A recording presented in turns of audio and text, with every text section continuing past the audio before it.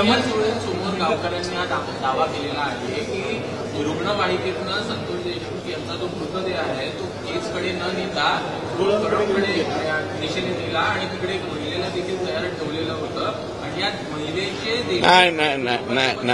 नाही एक मिनिट ऐका. गावकऱ्यांनी जे म्हणलेलं आहे त्याची माहिती मला वाटतं मी यापूर्वी ते वाक्य वापरलेलं आहे. मी माहिती सुद्धा दिलेली. त्याच्यामध्ये प्लॅन असा ठरला होता की संतोष देशमुखला उचलून न्यायचं, कळंब येथे न्यायचं. कळंबमध्ये एक महिला तयार करून ठेवली होती. कळंबमध्ये महिला तयार करून ठेवली होती. तिच्याबरोबर काहीतरी झटापट केल्याचं दाखवायचं आणि आम्ही याला मारलं याचं समर्थन करायचं, अशा प्रकारचा प्लॅन होता.